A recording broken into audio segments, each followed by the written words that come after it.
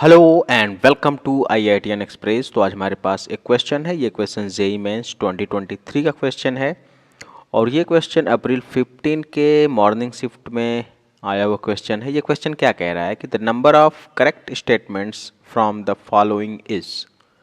यहाँ पे हमको 5 स्टेटमेंट्स दिया हुआ है और इन पांचों स्टेटमेंट्स में से हमको बताना है कि कितने स्टेटमेंट्स करेक्ट हैं। तो आप ऑप्शंस पढ़ के समझ पाएंगे कि ये जो क्वेश्चन है ये क्वेश्चन इलेक्ट्रोकेमिस्ट्री से आया हुआ है और आपको पांचों स्टेटमेंट्स पढ़ने के बाद आपको पता चलेगा कि ये जो क्वेश्चन है ये क्वेश्चन जो है डिफ़िकल्ट क्वेश्चन है। इसका लेवल क्या है? डिफ़िकल्ट है। ठीक है, तो चलिए सॉल्व करते हैं। तो पहला ऑप्शन है कि conductivity always decreases with decrease in concentration for both strong and weak electrolytes. So this statement is true. This statement is true because, ध्यान दीजिए यहाँ पे कि कंडक्टिविटी इंक्रीजेस, अगर हम देखें कंडक्टिविटी इंक्रीज करेगा कब? जब नंबर ऑफ आयंस सॉल्यूशन में ज़्यादा होंगे। और नंबर ऑफ आयंस ज़्यादा कब होंगे सॉल्यूशन में? जब कंसंट्रेशन ज़्यादा होगा। ठीक है, and it is regardless of whether it is strong electrolyte और वीक इलेक्ट्रोलाइट। ठीक है, करेक्ट बात है।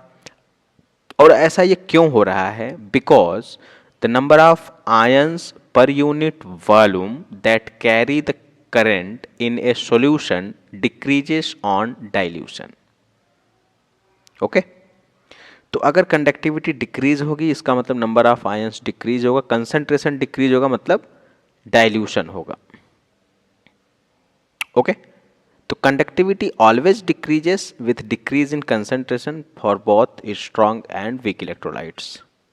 मतलब नंबर ऑफ आयंस अगर ज़्यादा हैं तो कंडक्टिविटी ज़्यादा होगी, मतलब कंसंट्रेशन ज़्यादा है। अगर नंबर ऑफ आयंस कम है मतलब कंसंट्रेशन कम है, मतलब कंडक्टिविटी कम होगी। ठीक है, तो स्टेटमेंट ए इज करेक्ट।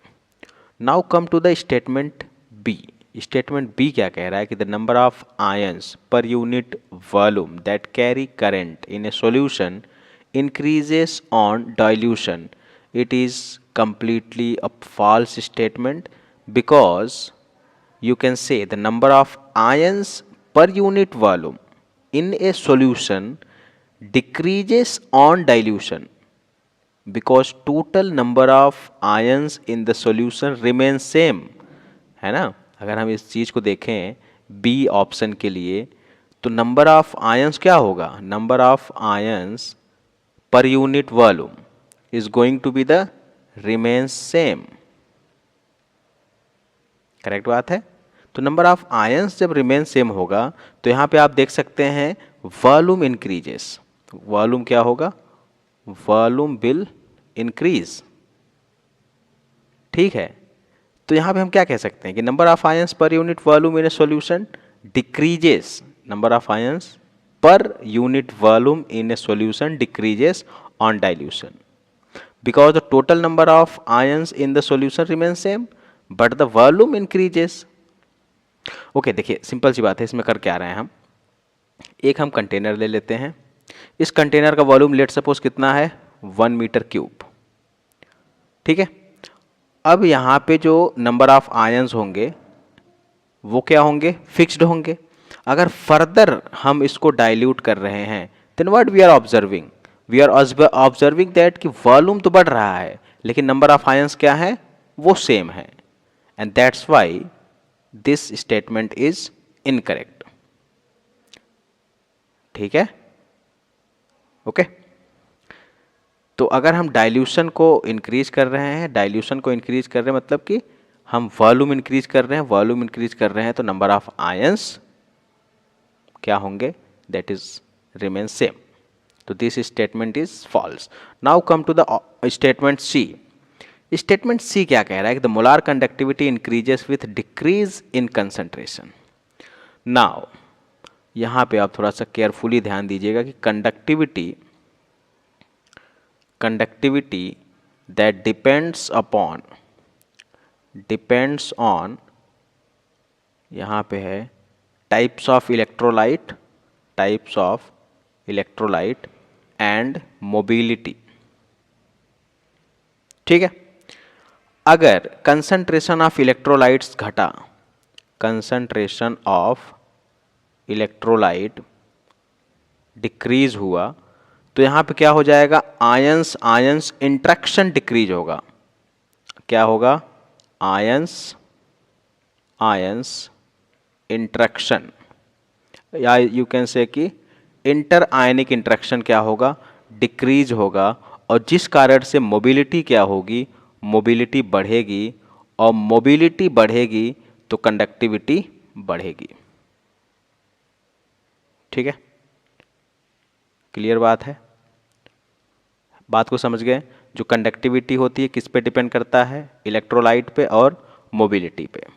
तो अगर कंसंट्रेशन ऑफ इलेक्ट्रोलाइट घट गया, कंसंट्रेशन ऑफ इलेक्ट्रोलाइट घटा, मतलब इलेक्ट्रोलाइट्स जो हैं, जो आयन से दूर दूर हैं, आयंस आयंस इंट्रैक्शन क्या हो जाएगा, घट जाएगा। अगर कंसंट्रेशन घट रहा है मतलब कि आयंस दूर दूर जा रहे हैं, आयंस दूर दूर जा रहे हैं, तो इंटर आयनिक इंट्रैक्शन क्या हो जा रहा है, कम हो जा रहा है। इंटर आयनिक इंट्रैक्शन कम हो रहा है, इसका मतलब मोबिलिटी बढ़ जा रही है, मोबिलिटी बढ़ जा रही है मतलब कंडक्टिविटी बढ़ जाएगी। सिंपल सी बात है। So statement C is going to be true, molar conductivity increases with decrease in concentration. Now come to the statement D. ये क्या कह रहा है कि the variation in molar conductivity is different for strong and weak electrolyte. पहले आप ध्यान दीजिए, अगर हम स्ट्रॉन्ग इलेक्ट्रोलाइट की बात करें तो स्ट्रॉन्ग इलेक्ट्रोलाइट के लिए जो डिग्री ऑफ आयनाइजेशन कितना होता है, 1 डिग्री ऑफ आयनाइजेशन 1 होता है। इसका मतलब क्या है कि आयनाइजेशन जो होगा वो 100% होगा, मतलब कि वो सॉल्यूशन में आते ही 100% आयनाइज हो जाएगा, और जो कंडक्टिविटी होगी वो रैपिडली इंक्रीज करेगी। ठीक है, मोलार कंडक्टिविटी इंक्रीजेस रैपिडली। अगर हम वीक इलेक्ट्रोलाइट की बात करें, वीक इलेक्ट्रोलाइट की बात करें तो alpha is greater than 0 and less than 1। ये क्या होगा, पार्शियली हाइड्रोलाइज होगा, पार्शियली आयनाइज होगा। अगर पार्शियली आयनाइज हो रहा है इसका मतलब कि ये स्लोली इंक्रीज करेगा। ठीक है, इसका जो डिसोसिएशन होगा वो पार्शियल डिसोसिएशन होगा सॉल्यूशन में। So there molar conductivity increases slowly. Okay, that's why option, that's why statement D is also true. Okay, I hope you got it. Strong electrolyte है, अल्फा 1 होगा, और आयनाइजेशन जो होने वाला है वो 100% होगा, वो तुरंत आयनाइज हो जाएगा सॉल्यूशन में, और जिस कारण से उसका जो मोलार कंडक्टिविटी है वो रैपिडली इंक्रीज करेगा।